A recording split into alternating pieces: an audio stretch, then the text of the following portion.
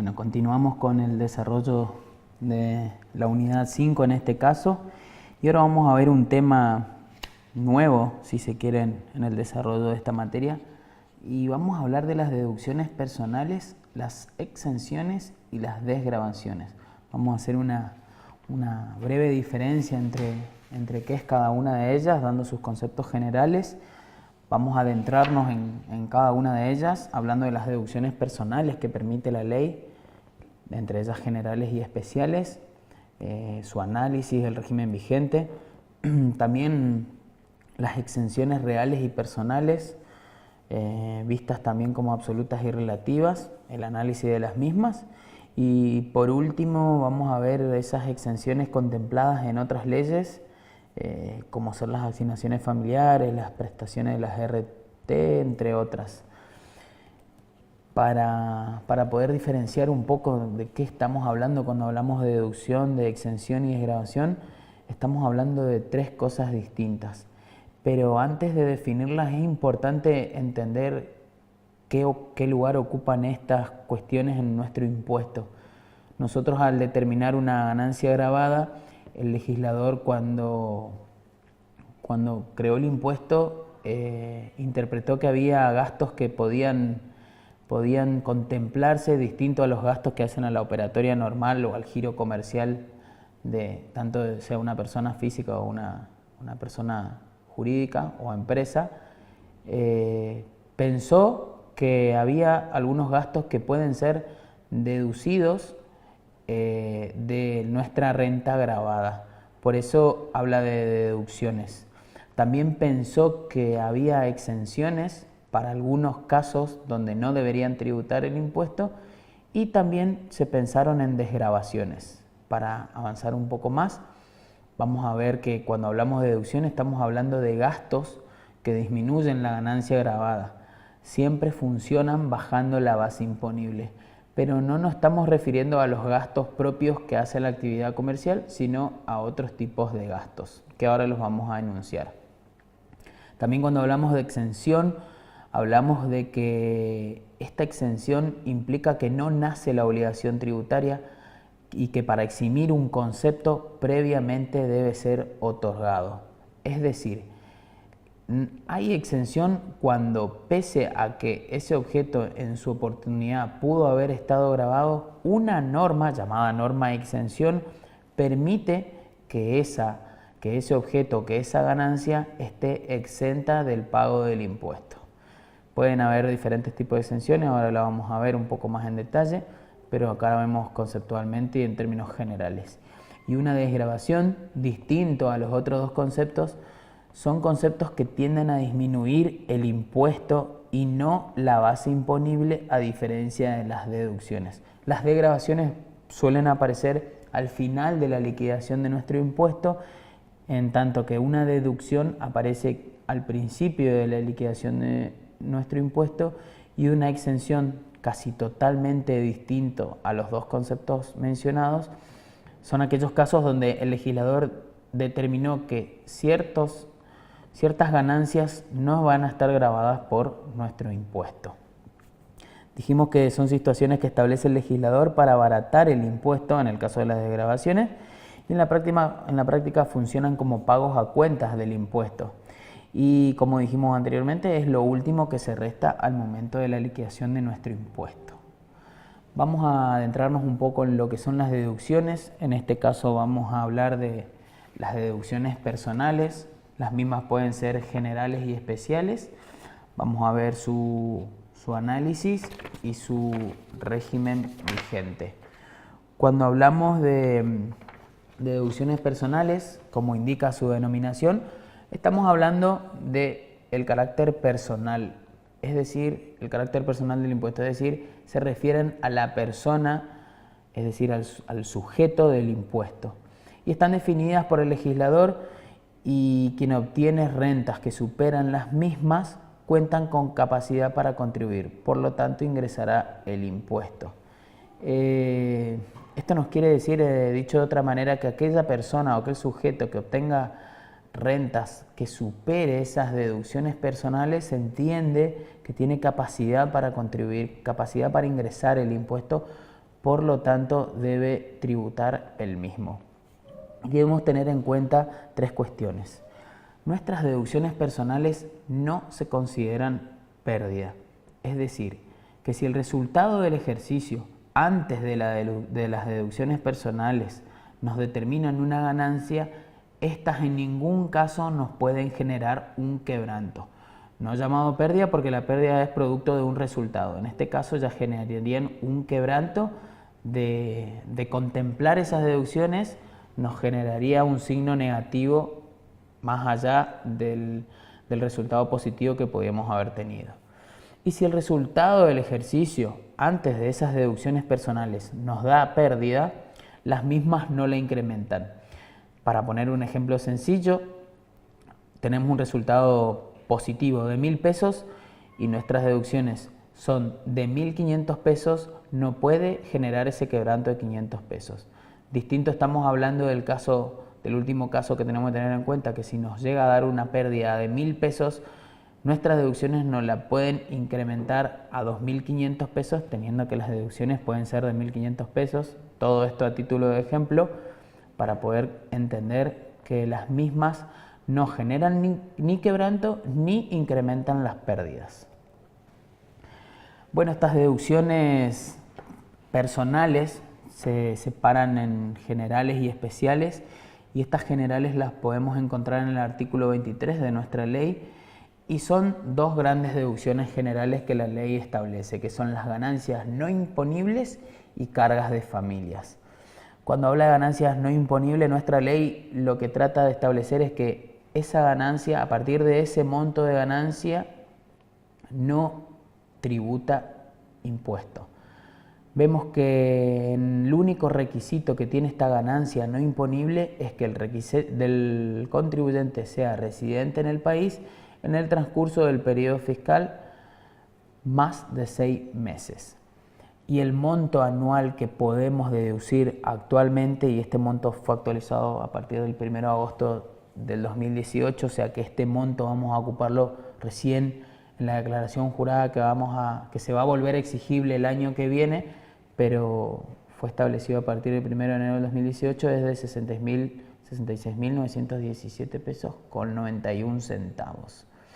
Ese es el monto que nos podemos deducir personalmente en concepto de ganancia no imponible.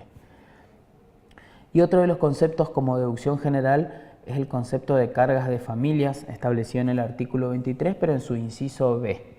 Y el requisito para el cómputo de las cargas de familias es el primero y el más importante, es que se cumpla con el grado de parentesco que establece la ley. Hay 2 grados de parentesco. Podemos deducirnos cargas de familia por el cónyuge o por nuestros hijos.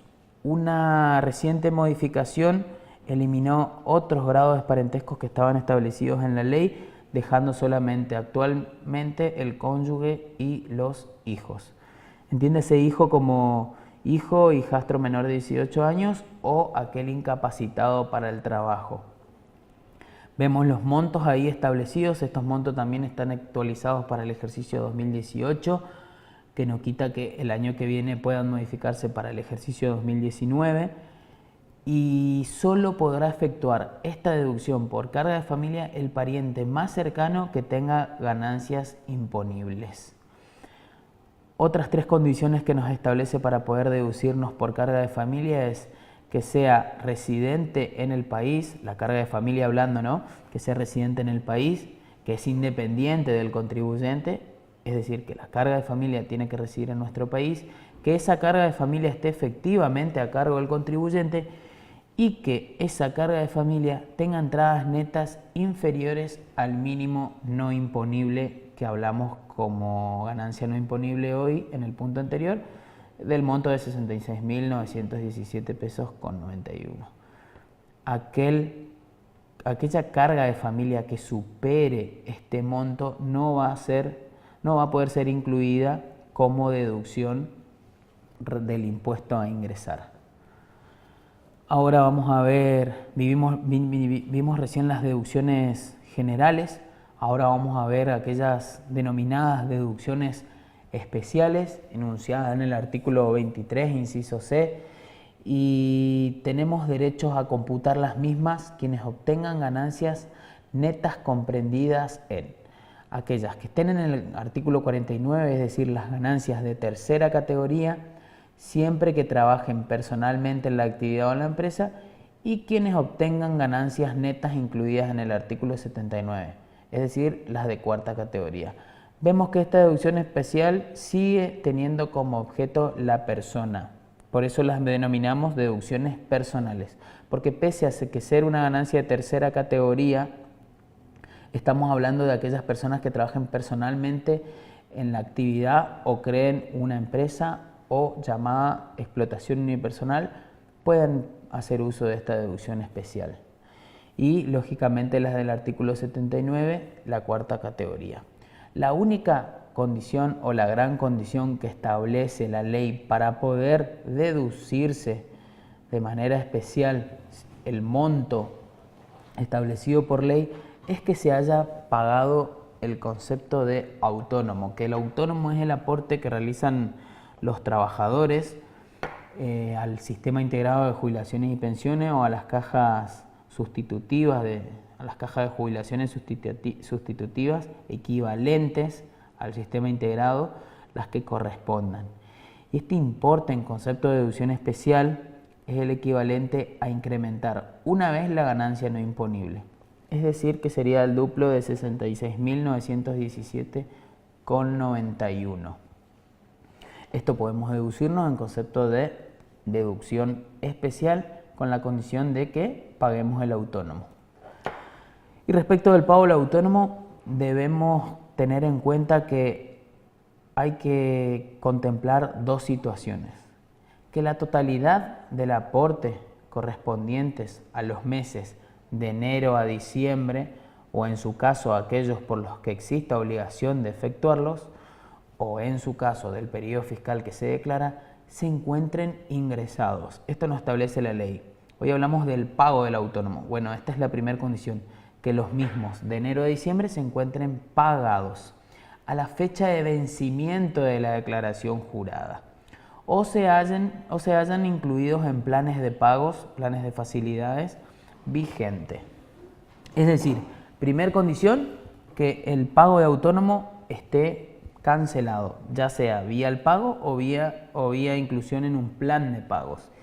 Y la otra condición que nos establece la ley respecto al pago del autónomo es que el monto de esos aportes abonados por cada uno de los meses que le corresponda coincida con los importes publicados por la dirección y correspondan a la categoría denunciada por el contribuyente.